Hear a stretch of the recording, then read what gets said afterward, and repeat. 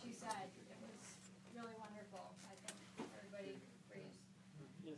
So, I'll just, in no particular order, here we go. So, okay. What was the most challenging aspect of astronaut training? Well, that's a good question. I have to think a minute.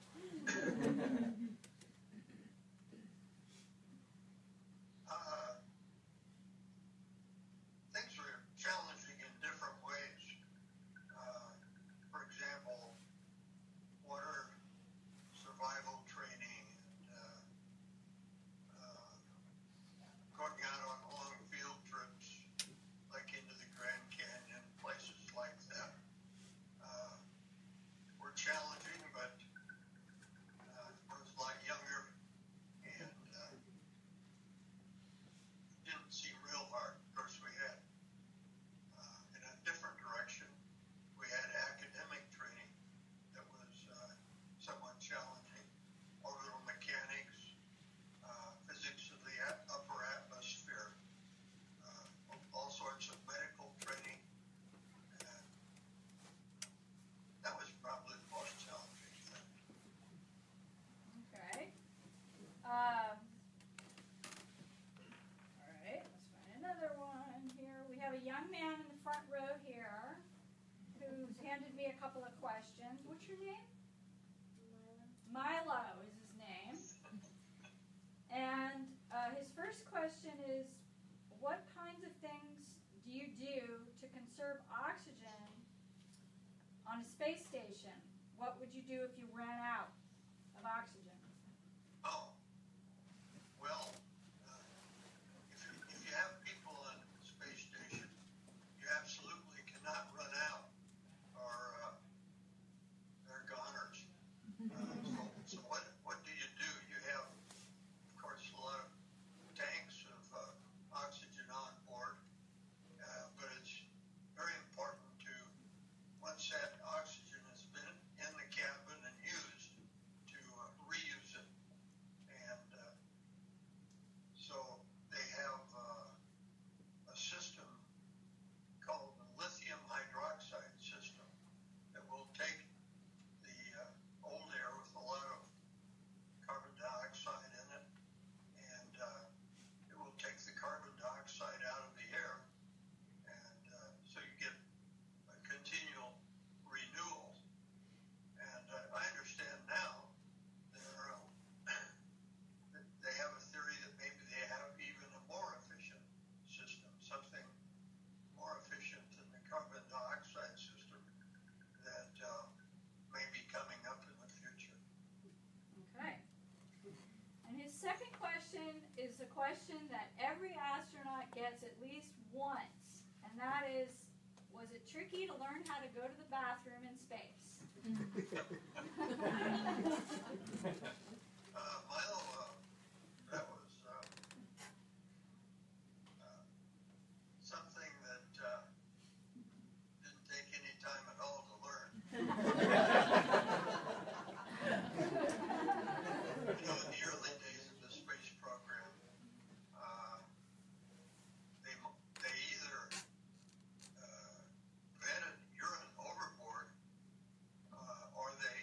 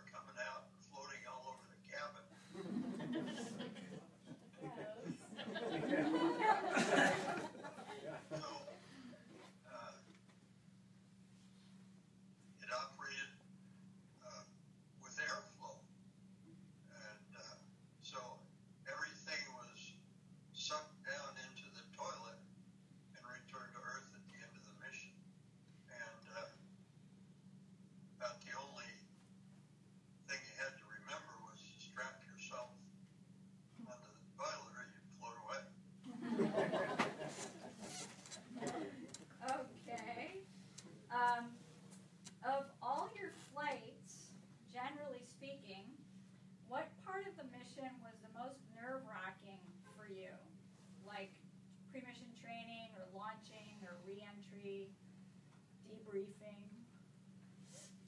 Well, when you go into space, there are two very exciting phases to it. One is ascent, firing the engines up, going up into space, which takes probably less than 10 minutes. But a lot can happen. Things are happening fast.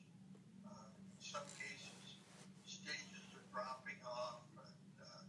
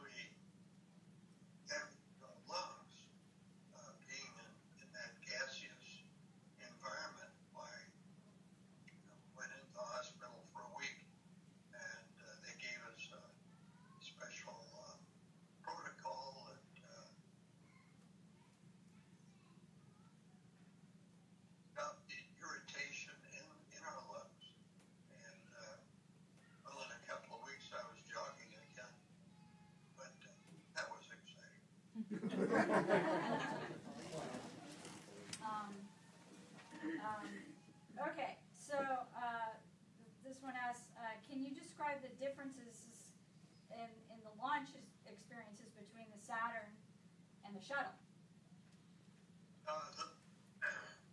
Although the entries are quite different, the launches are similar. I think either launch would put you into space in just less than 10 minutes. And each time, at about 2.5 minutes into the mission, you had staging, which meant that in the case of the Apollo, the first stage dropped off, fell into the ocean. And in the case of the shuttle, the solid rocket boosters burned out and peeled off, were returned to Earth on parachutes to be reused again. Although quite a bit of work went into reusing them because they had to clean them up, get the salt water effects removed, and fill them with solid propellant again. So, but otherwise, it was very similar in both Apollo and the Space Shuttle. The first 2.5 minutes were really rough, noise-wise, as I mentioned, and vibration-wise. And it was pretty exciting.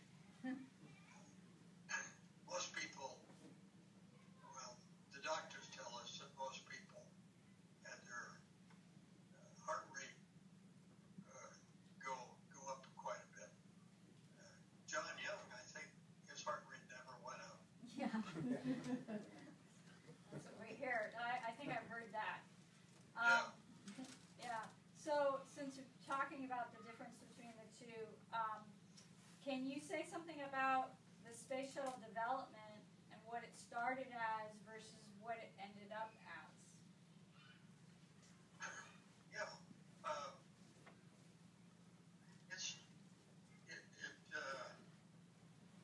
started out as a program that would be more reusable.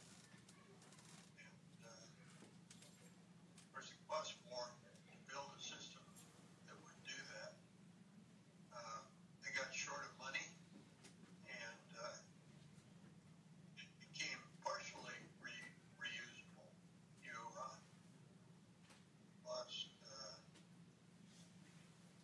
for sure, the big hydrogen and oxygen tank, after the propellant was expended, it posted over into the ocean and was destroyed.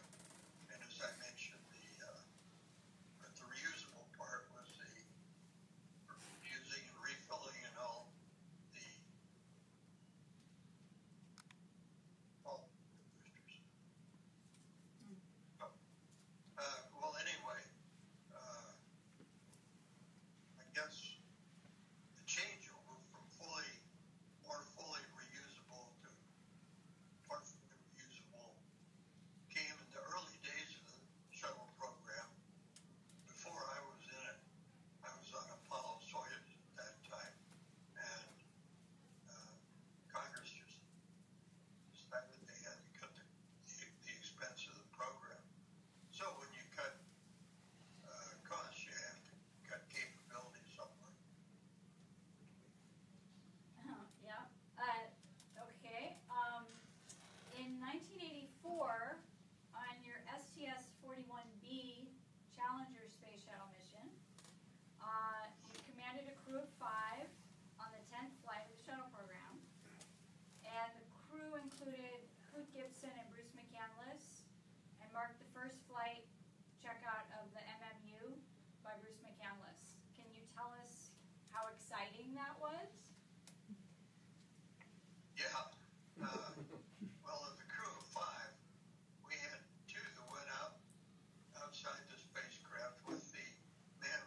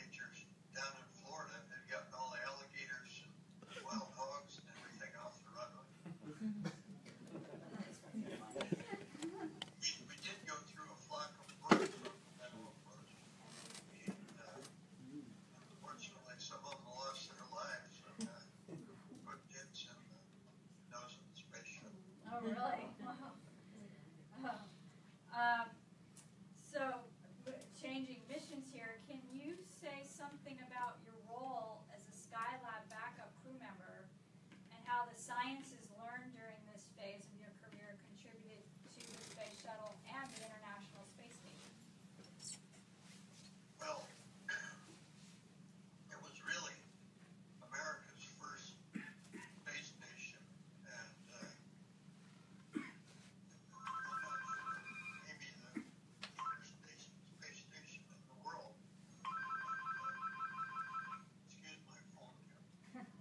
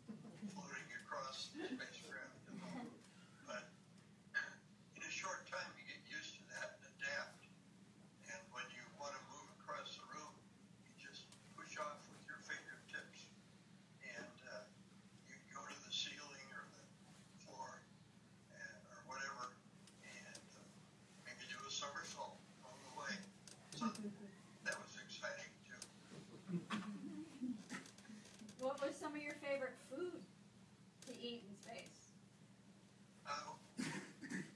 We had a pretty good selection. There was a dessert that was kind of I guess you'd call it a peach and apple dessert that we had back then that I really liked. We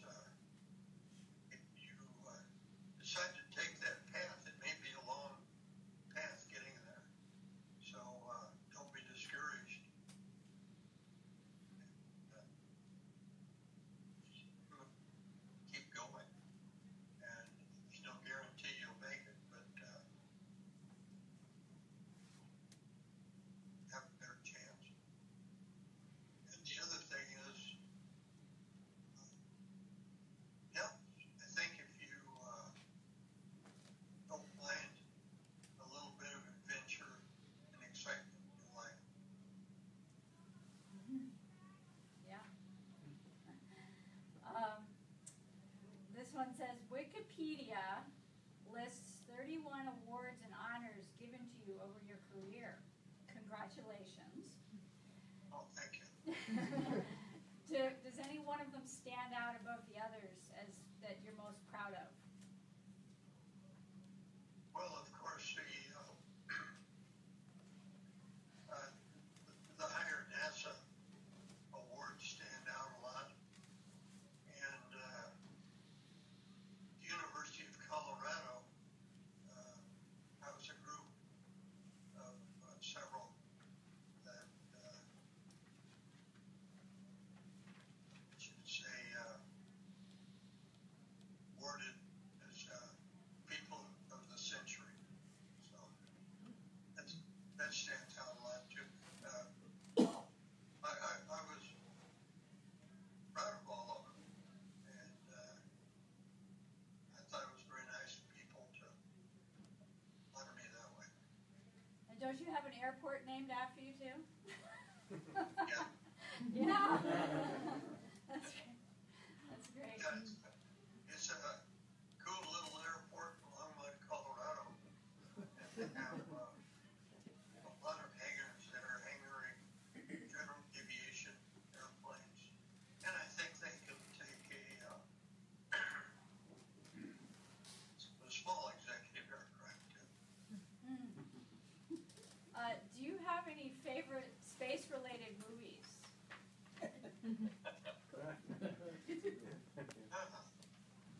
Well, Apollo 13 was a good movie. It captured the spirit of the event, and although it, like all movies, it simplified a lot of things. For example, they had really, it looked like they only had about one flight director. Actually, there were, I think, 5 flight directors that were really doing great work. So that is something that I appreciate. That movie mainly made the spirit of the happening. The Martian never been to Mars, so. But I would have loved to have had the opportunity. If perhaps I could have been in a later generation. But I thought that was very entertaining. It too simplified a lot of things, knowing how things work in the space program. And some things seemed simple for the leading actor to do that would have been very hard. But I thought that was entertaining, and from what we get from robotic spacecraft on Mars, we have a good idea of what the terrain looks like now, and the movie appeared to capture that very well. So, of all the missions you've done and being on backup crew and working in mission control, all the astronauts you've worked with, is there anyone in particular that sticks out as that you're really close to, or that you have some good memories of pranks, or just funny stories about? Well, Dick Slayton was a great guy. He was one of the team that picked people that would go to the moon and so forth. And he was an executive, but more than anything else wanted to fly in space. And we flew together on Apollo-Soyuz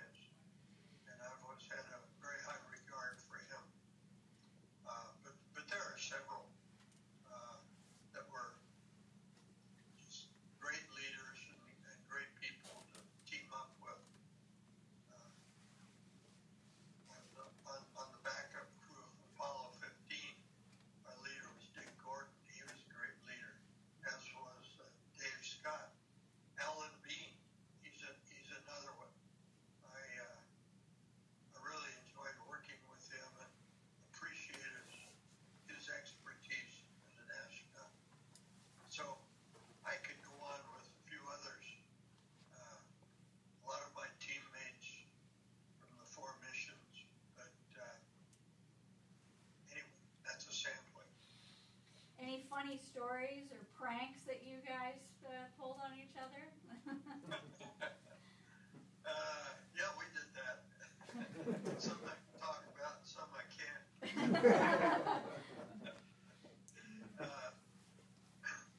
But you might have read in my book that when I was assigned to Apollo-Soyuz prime crew, we had one of our astronaut members shoot off firecrackers in the Soviet Union on the 4th of July. Right. And that country, of course, was ruled by a dictator, and still is, it appears. But anyway, that gave us a few interesting moments, because when I heard the firecrackers, it was on the edge of a lake at Star City, near Moscow. And when I heard the firecrackers, why, we all started moving toward the noise to find out what it was. And I was hoping it wasn't a revolution. And a policeman roared up, a Soviet policeman. He saw that it was just firecrackers.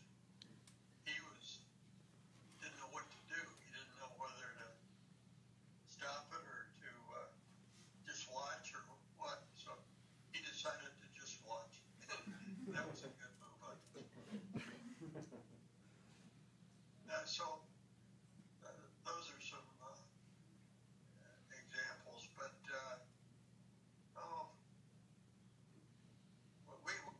in dealing with the cosmonauts, why, I don't know if we had spoofs on each other so much. We did have a lot of fun, and humor was a big part of making things work on that international crew. People make a lot of mistakes in each other's languages. You know, if you listen to a 2 or 3-year-old starting to talk, and you hear the mistakes they make, well, we were making similar mistakes as adults, just learning a new language like that. One thing we did do with the Soviet crew is, before the mission, I taped my daughter Stephanie and one of her friends in a shower, and they were giving us sound effects by turning on the shower and giggling and laughing and shouting and all that kind of stuff. And I took that tape up on the mission, and after we undocked from the Soviets, they were going off into space to deorbit and land in Kazakhstan. Why, when they were maybe a few tens of, or maybe even 100 miles away, we played that tape, and we played it over the intercom on the channel that we had with the cosmonauts. They said, "Hey, we're having a lot of fun over here. What are you guys doing?" So that's an example, I guess. Well, I'll ask you 2 more questions. We're almost at an hour. Someone asked, what do you do for fun these days? Well, for fun, well, as you can see, I'm getting pretty old. We still try to travel around quite a bit. Like in March, I think we have a trip to Houston and another longer trip. We're attending a wedding, and